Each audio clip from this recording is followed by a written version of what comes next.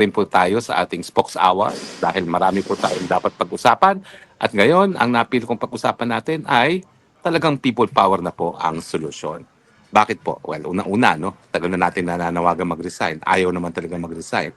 So talagang ang mangyayari rito, hindi talaga siya voluntaryo magre-resign. Ang ating aasahan talaga ay parang nangyari kay Erap na talagang constructive resignation o talaga yung nangyari sa tatay niya na talaga napilitang lumayas na ng Pilipinas dahil alam niyang baka lusubin siya ng taong bayan sa palasong ng Malacanang. No? Well, sana wag naman po humantong sa ganun dahil ang gusto natin mapayapa dahil tayo ng mga Pilipino, karangalan natin na tayo nagbigay ng people power sa buong mundo na mapayapa at walang nagdadanas ng dugo. No? Pero sana nga po, pagdasal natin na ang pagbabago ay maging mapayapa at maging walang pagdadanas ng dugo. Pero di po natin alam kung ano mangyayari. Pero siyempre po, ano ba yung mga kondisyones para mag-people power? Well, yung galit ng taong bayan. Sa tingin ko po, yung galit ng taong bayan ngayon, mas matindi pa sa galit ng taong bayan kay Marcos Jr. dun sa pandaraya ng eleksyon. Bakit ko po nasasabi yan? Well, dati-dati kasi, hindi ka talaga po pwedeng mag-isip ng masama laban sa Marcos sa senior administration dahil ikukulong ka na. Alam ko pong nangyayari ngayon yan. May mga ibang vloggers na pinicturean lang yung ulo ni Marcos Jr. Kinulong na sila kaagad. At ang sabi nga ng marami, bakit naman yung mga kongresista na bilyon-bilyon ng mga ninakaw, trilyon-trilyon ng ninakaw, hindi pa nakukulong pagkatapos ng napakatagal na panahon, 4 na buwan nang nakalipas. No? Bakit sila hindi pa rin nakukulong? Pero mga panahon kasi ni Marcos talagang bulong-bulungan lang. Ako po'y lumaki na nagmamarcha-marcha kami sa Talahiban na may mga kalabaw at sinasabing, Marcos, resign! Marcos, resign! Mga bata kami na nagmamarcha sa Talahiban. At naalala ko yung mga lolo ko, nagmi-meeting doon sa aming bahay sa Sukat, no? Na ang tawag namin dati ay gubat kasi nakatira kami, not gubat, kundi bukid. Dahil yun talagang kabukiran namin, no? Yung mga panahon na yun, nakatira kami sa Pasay, pero nagpupunta kami ng weekend sa bukid. Hanggang lumipat na nga yung lolo ko doon, nagsimula ng Paranaque Construction Parko, Hollow Blocks Factory, at siya na ang gumawa ng buong BF Homes at Paranaque kasabay ang mga bilyar at ang mga agire ng BF Homes. No? Pero anyway, ang mga panahon na yon, may mga kalabaw kami doon, merong lubluban ng kalabaw, tapos malaki yung aming palayan. So doon kami nagmamarcha-marcha ng Marcos Resign kasi bawal na magmarcha ng Marcos Resign, huhulihin ka talaga. Yung mga panahon na yon, may mga kapitbahay kami. Yung mga panahon na yon, ang kapitbahay lang namin yung San Victores ng Max Chicken, tapos si Elorde at saka ang mga Olivares. No? So sa buong Sukat, 3 lang kaming may bahay doon at diblib pa ang Sukat ng mga panahon na yon. No?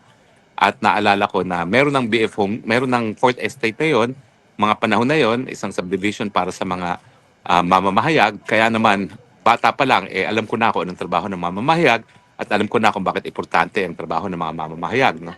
At naalala ko noon na yung isang Rodriguez na nag-aral sa Espanya ay nagpupunta sa bahay namin kasama yung mga iba pang mga oposisyon. Sino may mga nagpupunta sa bahay namin? Si Jovito Salonga, nagpupunta po sa bahay namin yan. No? Yung si Rodriguez na naging ambassador po yan at parang naging congressman din yan si Ambassador Rodriguez. No? Tapos si mga mamamahayag no? Nagpupunta dyan sa aming bukid at doon sila nag-uusap-usap tungkol sa Marcos. Well, dahil nga po pinsan buo ng lola ko yung Jovito Salonga, marami pagkakataon talaga na dahil liblib ang lugar namin, doon nagpupulong yung oposisyon laban kay Marcos. At ako naman, bata pa, nakikinig, no? Palagi kong pinagtatabuyan, naalala ko, sabi ni Jovi Salonga, wag mong pagtabuyan yan, haya mong marinig ng mga bata ngayon kung ano nangyayari dito sa Marcos sa regime nito. At kaya naman po, that explains kung bakit high school pa lang ako, nakadebate ko na si Amy Marcos at dahilan na hanggang ngayon hindi ko po matanggap na ang kahit sinong Marcos ay magdudulot ng mabuti sa ating bayan. Bagamat yun nga po, unfortunately, ako'y nabudol gaya ninyo at tumakbo ng unity. Anyway, so anong kondisyones na kinakailangan sa people power? Number 1, galit. Sa tingin ko, mas matinding galit ngayon. Bakit? Kasi nga po, malayang nakapagsasalita ang taong bayan ngayon. Dati-rati po, bulungan. Dati-rati, ang tinatawag yung mosquito press ba ang tawag doon, no? Alam mo, literally, rini-recycle namin yung We Forum. Literally, rini-recycle namin yung mga Laya Forum. Kinukuha yan ng aking lolo at talagang pinababasa sa maraming mga kaibigan niya na sekreto, no? Kasi hindi naman maramihan ang pagpiprint ng We Forum at saka ng mosquito press na tinatawag. At meron pang ang mga nasa radyo noon na tumitira kay Marcos pero isa doon ay nasampulan ni Marcos at from being anti-Marcos ay naging pro-Marcos, no? Kasi syempre ginamit ang kakapangyarihan ng Estado laban dun sa mga pumupula kay Marcos sa mga panahon na ngayon. Pero ngayon, tignan niyo ang social media. Hindi na po talaga mapipigil ang pananalita ng taong bayan at hindi na mapipigil yung galit ng taong bayan. So wala na po sila magagawa dyan kundi tanggapin. Dahil sa digital age, ang mga Pilipino ngayon, kasama ng mga kabataan, ay malayang nakapagsasalita at malayang nagsasabi na disgusto na sila sa mga pangyayari. So tingin ko yung galit matindi dahil alam naman natin, hindi lang po bilyones ang nakawan ngayon, no? Trilyones na po ang nakawan. Hindi ko maintindihan bakit there is no such thing as moderating the greed anymore, no? Masyado na po sila talagang sumobra-sobra sa kanilang kagustuhan na lapain at talagang pagkapirahan ng kaban ng bayan. No? Well, ano pang mga kondisyones? Well, siyempre, titignan din natin ang militar. Ano bang militar? Nasa na bang militar? Well, ang militar mo ngayon, siyempre, ang kanilang training naman, lalo na yung mga officers, maging tapat sa salawing batas. At bago naman itong konsepto na ang militar ay protektor ng taong bayan, yan ay dahil din dun sa 1986 Revolution na yung ating kauna-unahang People Power Revolution na kinilala natin ng papel ng military para sa pagbabago. Now, ano ang kondisyon noon? Ano ang kondisyon ngayon? Ano sa tingin ko, nandyan na rin yung kondisyon noong 1986 ngayon. Alam ko naman na ang mga sundalo kasi, kahit sila yung mga sundalo, nagkagalit din po yan. At tingin ko, yung galit na nararamdaman natin sa lantarang korupsyon, nararamdaman din ng ating kasundaluhan.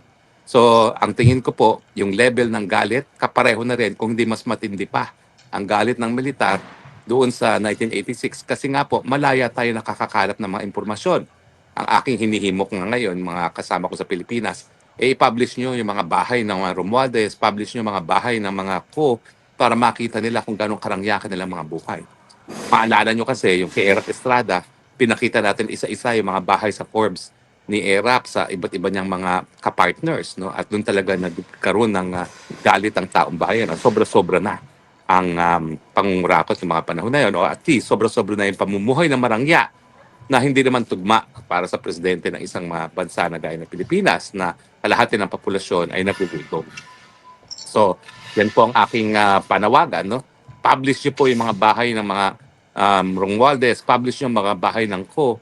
Huwag kayong papayag na lalagyan ng bakod. Yung Aguado, pasukin niyo po yan. Punan niyo ng picture at i-publish niyo na makita ng taong bayan kung gaano talagang karangya ang kabuhayan at ang pamumuhay ng mga nagnanakaw sa ating kabanang bayan. Now, nasa ng mga kabataan? Well, alam nyo, nung 86, ang nanawagan si Jaime Cardinal Sin. Pero siyempre, ang mga warm bodies na nagpunta ng EDSA ay mga kabataan. Dahil ang kabataan naman talaga, sila yung merong idealismo na naghahangad ng tunay ng pagbabago sa ating lipunan. At sa tingin ko naman ngayon, dahil nga dito sa digital age, sa internet, buhay na buhay ang idealismo ng mga kabataan. Ang problema lang, dumadaan tayo sa punto na akala ng mga kabataan, tama na nagpapakita sila ng galit sa internet. Hindi nila alam na importante pa rin na talagang yung warm bodies be counted, no? Lalong-lalo na sa ating mga lansangan. Pero ngayon nagtatawag na po muli na mga pagtitipon at mga protesta at meron nga po sa 12 na Oktubre, naniniwala po ako na hindi na lang hanggang social media ang ating mga kababayan ngayon, lalong-lalo na ating mga kabataan.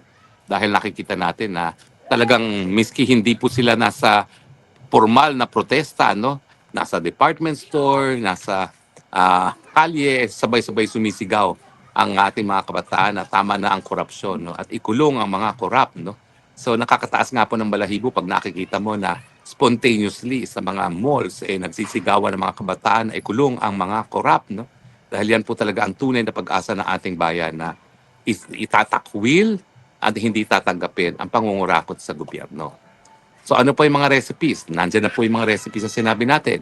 Nandyan yung galit ng taong bayan, nandyan yung galit ng militar, nandyan yung yung mga kabataan na talagang lalabas sa lansangan. So sa tingin ko po, matter of time. Lalabas at lalabas po ang taong bayan, tayo magpi-people power, tayo matatanggal natin sa pwesto itong si Marcos sa ayaw at sa gusto niya. Kung siya naman po ay voluntaryong bababa, well and good, malaerap. Pero kung talagang siya ay lalaban at siya ay mapipilitang magbitiw gaya na nangyari kay Marcos Sr., well and good din. Dahil yan naman ay naranasan na niya. So hindi na bago sa kanya yan na matakwil at isuka ng taong bayan. At sa tingin ko, matter of time po, isusuko na ang taong bayan. Actually, pag-usapan po natin ngayon, anong gagawin natin matapos natin mapalayas ang Marcos administration.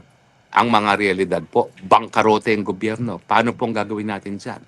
Well, unang-una po, kailangan magtalaga tayo ng mga tao na merong kredibilidad doon sa mga ahensya na nagkakalap ng pondo para sa gobyerno. Abay, alam niyo naman po, ang isang bansa, parang isang pamilya lang yan. Merong kita, merong gastos. Kinakailangan ang kita katumbas ng gastos. Dahil kapag ang gastos mas malaki sa kinikita, ang tawag po dyan, budgetary deficit. Pag meron tayo ng budgetary deficit, tataas ang interest rate. Pag tumaas ang interest rate, ay hindi tayo makautang sa mababang interest rate, hihina ang ating mga negosyo at bababa ang kita ng mga mamamayan. So importante po dyan, unang-una, magkaroon tayo ng mga tao na mapagkakatiwalaan dyan sa customs at sa BIR para makakalap ng pondo na kakailanganin natin para mag-rebuild ng ating ekonomiya at ang ating bansa matapos na lustayin ng mga kurakot ang pondo ng gobyerno. Pangalawa, kinakailangan talaga, kinakailangan magpakitang gilas itong si Boying Remulla as ombudsman dahil talaga pong ang unang-unang gagawin natin ay panagutin ang mga korap, lalong-lalo na yung mga involved sa flood control. Dahil kaya naman isusuka ang Marcos dahil nga sa kanyang kapabayaan, dahil sa kanyang mga aksyon, nangyari itong mga lantarang korupsyon, no? Lalong-lalo na sa flood control at saka mga infrastructure projects. So kung si Boying Remulla ay hindi gaganampin ang kanyang katungkulan, abay, nung minsan napaalis na rin dyan yung isang ombudsman, Merceditas Gutierrez, di ba? So hindi po malayo na mangyari muli po yan na mapapaalis na naman isang ombudsman kung hindi niya ipakukulong ang mga korap. At kasama sa mga dapat niyang ipakulong ay sarili niya ng mga fraternity brother na kasama po dyan si Martin Romualdez. Now, sa tingin ko, may kinakailangan na palakasin muli ang PCGG.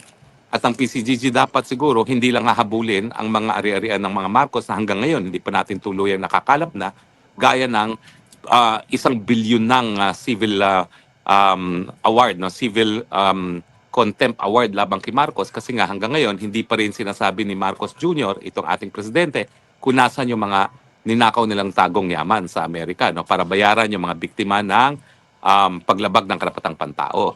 So kinakailangan natin ng bagong PCGG para hanapin yung mga tagong yaman na hindi pa natin nakukuha hanggang ngayon mula nung pinatalsik natin ang Marcos sa senior at hanapin at kalapin at ibigay muli sa gobyerno ang nakaw ng Marcos Jr. kasama ang kanilang mga cronies. Ang mga cronies naman nila, yung mga Chinese Filipinos na alam nating lantaran na involved sa agriculture smuggling, no?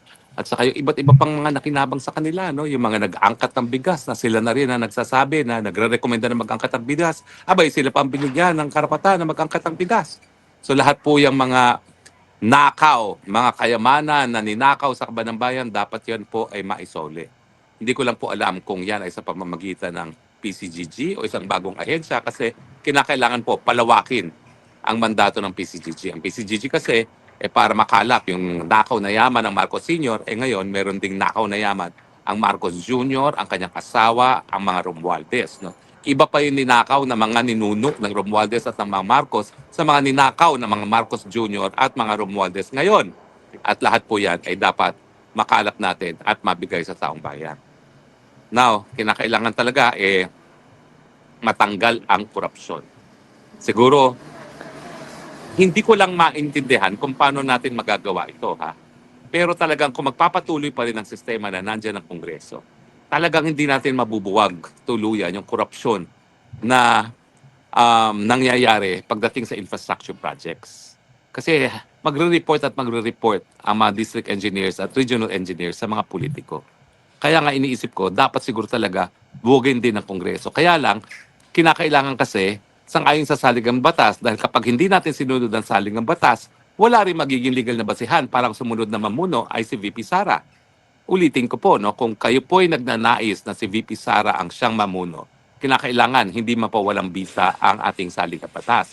Bagamat, kapag nagkaroon ng revolutionary government at ang militar na siyang gagalaw para matanggal ang Marcos Jr. na susuportahan ng taong bayan, ay itatalaga ang VP Sara as constitutional successor bilang presidente at babaliwalain na ang saligang batas. Pwede rin yun. Dahil sabi naman ng Korte Suprema, nung kinatigan niya ang constitutionality ng Cory Aquino government, ang isang people power, isang revolutionary government na suportado ng taong bayan, ay isang ayon pa rin sa batas, no? Dahil ang kapangyarihan nga ay nasa kamay ng mamamayan. So, dalawang ano po yan model, no? Yung ERAP model na resignation, everything as is, kaya lang ang problema nga, paano ang Kongreso? Hindi po matatanggal yung korupsyon pagdating sa infra habang nandyan ang Kongreso. Hanggang meron tayong gagawing reforma dyan. At sa ngayon po, tatapatin ko kayo, hindi ko alam kung anong reformang dapat galawin dyan. Siguro po, ipagbawal sa pamamagitan ng batas yung kunsyabahan ng district engineer at saka ng kongresista at patawan ng panghabang buhay na pagpaparusa sa parehong kongresista or senatong at sa mga taga-DPWH na magkukunsyabahan. No?